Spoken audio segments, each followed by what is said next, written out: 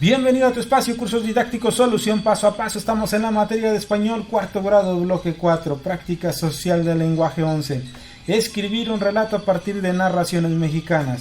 El propósito de esta práctica social es que identifique las características de las narraciones para que escribas una manera de relato y las leas a tu grupo. Páginas 109 a la 115. La gota de agua perfora la roca no por su fuerza, sino por su constancia. Lo que conozco. Conversa con tus compañeros acerca de las fábulas, las leyendas y los cuentos mexicanos que conozcas, ya sea que te los hayan contado o que los hayas leído. Recuerda que la fábula contiene una moraleja. La leyenda está relacionada con circunstancias verídicas, pero relata sucesos maravillosos. Y el cuento es completamente una ficción. Si recuerdas alguna narración que te haya gustado, cuéntasela a tus compañeros y escucha las que ellos cuenten. En tu cuaderno registra la siguiente información. Usa una tabla como la que se muestra.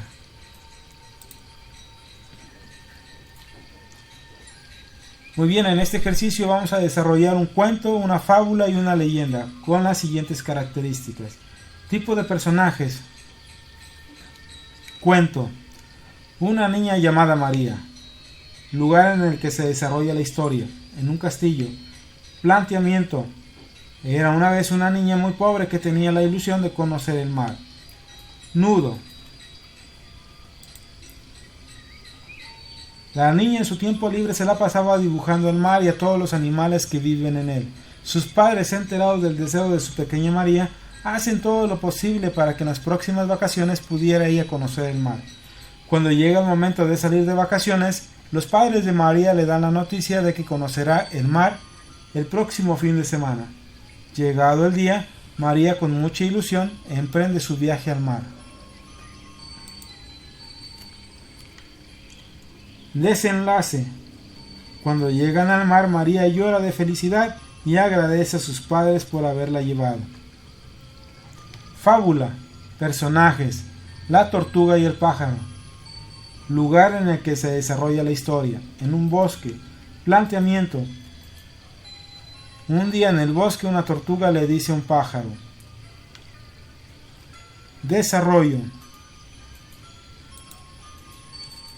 Tengo muchas ganas de aprender a volar. El pájaro, mirándolo extrañado, le dice, ¿pero acaso te volviste loca? Tú nunca podrás volar, eso es imposible. Ella se quedó muy triste y abandonó su ilusión de algún día aprender a volar.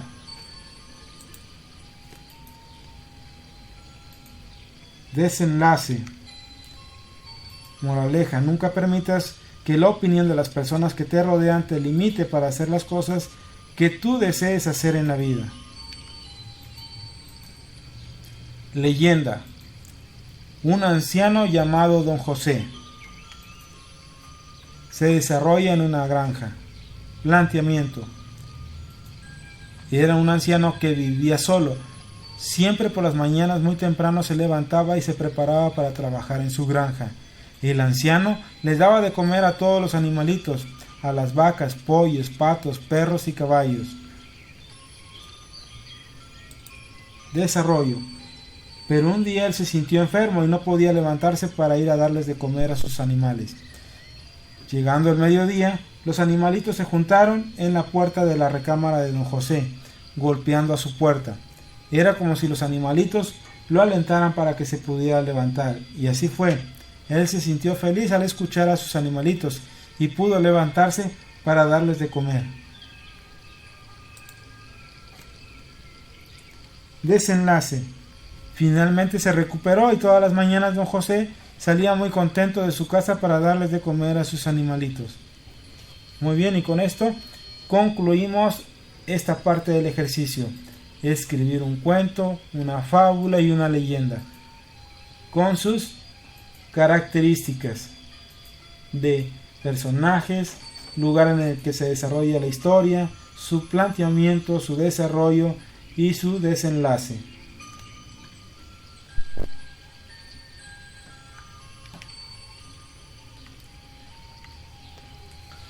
La lectura de narraciones. Lee en silencio el siguiente texto. la gotita de agua. En las montañas del sur vivía un pobre campesino. Su riqueza única era su casa y un pequeño campo de labranza. Este campesino era muy trabajador y cariñosamente cuidaba su milpa sembrada de maíz y frijol. Un día de radiante sol y gran sequía, encontrábase triste porque no llovía, y marchitas sus plantas amenazaban con secarse. Desde lo alto lo vieron unas gotas de agua que formaban parte de unas nubes pasajeras. Una de las gotas le dijo a otra: «Mira, ese pobre campesino se ve triste porque su siembra muere de sed. Tengo ganas de ayudarle». «Muy bueno», dijo la gota vecina, «pero pienso que tú sola no conseguirás humedecer siquiera una raíz». «Bueno», replicó la primera gota, «aunque pequeña, intentaré hacer algún bien a la milpa». «Adiós». Al instante se desprendió de la nube y aún no llegaba a la tierra cuando su vecina dijo: «Bueno, yo también te acompaño». «Y yo», gritaron otras. Al poco rato cientos y luego miles de gotas caían sobre el sembradío, produciendo un fenomenal aguacero. Las plantitas, ya vigorosas, se irguieron saludando con agradecimiento a la lluvia. El campesino, gozoso, recogió una abundante cosecha y dio gracias también a las benéficas lluvias. Una sola gotita decidida logró provocar un bien. Esto confirma que la unión hace la fuerza. En equipo comenten el texto. Para ello respondan estas preguntas. ¿De qué trata?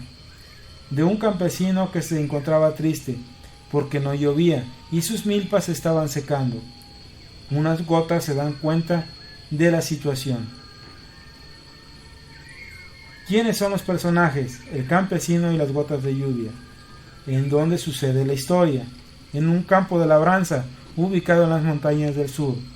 ¿Cuál es el conflicto? Que el campesino sembraba maíz y frijol, pero por falta de lluvia su cosecha estaba por secarse. ¿Cómo se resuelve? Las gotas de lluvia deciden ayudarlo dejando caer un aguacero.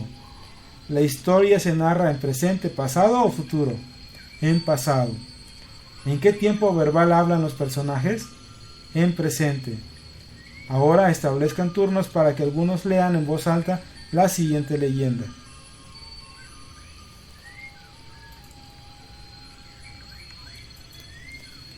El callejón del beso.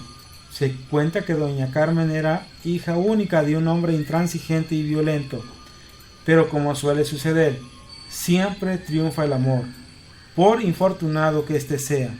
Doña Carmen era cortejada por un galán, don Luis, en un templo cercano al hogar de la doncella.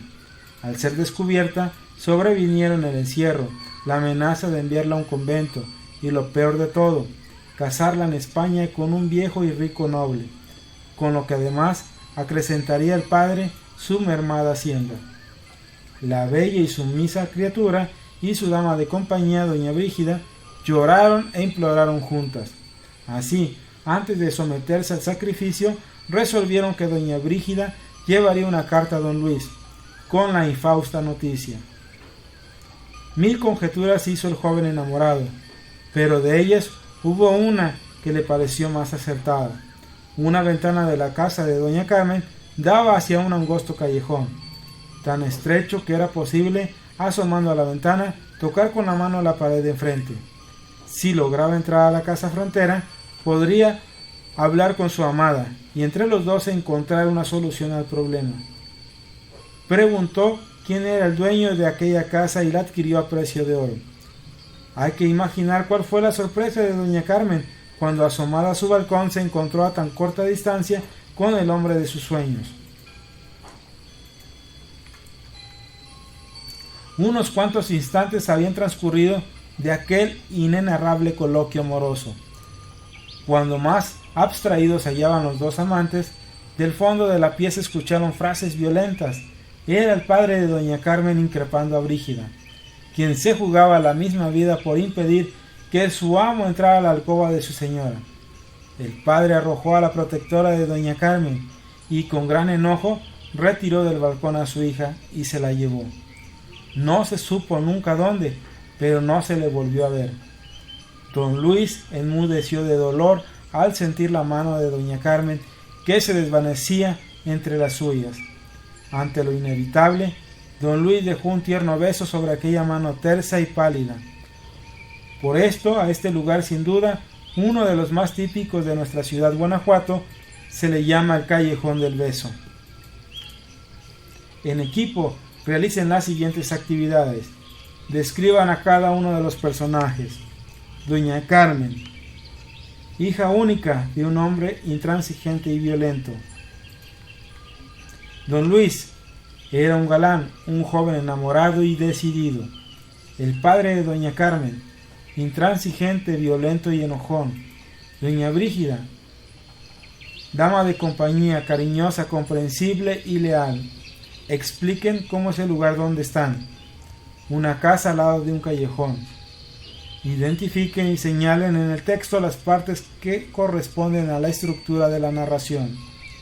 Inicio. Planteamiento. ¿Qué sucede? ¿A quién le sucede? Doña Carmen es encerrada y amenazada por su padre para que no vea al galán que la corteja. Nudo. Aparición del conflicto. ¿Qué problema se plantea? Don Luis decide comprar la casa de enfrente para poder verse con su amada desde el balcón. Desenlace. Solución del conflicto. ¿Qué pasa para que la historia termine? El padre de doña Carmen descubre que los jóvenes se encuentran a través del balcón y se lleva a su hija para siempre.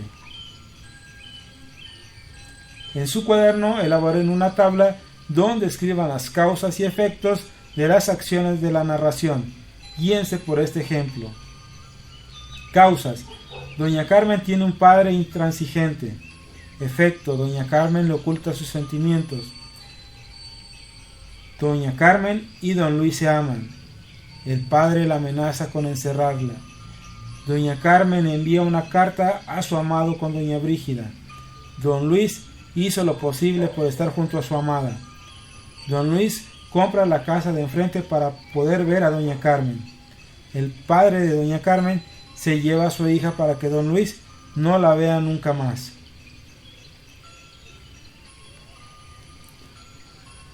Las manchas de la luna. Cuentan nuestros antepasados que el conejo fue muy travieso. Una vez se encontró con el tigrillo. El conejo estaba tomando agua y como al fondo se veía el reflejo de la luna, dijo el conejo que abajo había queso. Y el pobre tigrillo tomó agua hasta que reventó. Luego el conejo corrió y se colocó detrás de una peña. Volvió a encontrar el tigrillo al conejo y le dijo: «Te voy a comer porque me engañaste». «No, señor tigrillo, aquí estoy levantando al mundo. Estoy sin comer. Ayúdeme». El pobre tigrillo, compadecido, se colocó debajo de la peña. Y el tigrillo se quedó esperando, y luego que vio que no regresaba el conejo, lo siguió y lo alcanzó. Le dijo: «Conejo, ahora sí te voy a comer». «No, señor tigrillo, déjame medir mi tambor y luego me comes». Y así el conejo ya no salió de la luna. Y hasta la fecha, el conejo está en la luna. En una tarjeta, anoten el discurso indirecto de los personajes, que es cuando el narrador repite lo que dijeron, y señalen los verbos. Por ejemplo, cuentan nuestros antepasados que el conejo fue muy travieso. Cuentan fue. Fue lo que va, es lo que vamos a señalar en el texto. Cuentan fue, estaba tomando, se veía, dijo, tomó, reventó, corrió, se colocó, se quedó esperando, vio, regresaba, siguió, alcanzó, salió, está.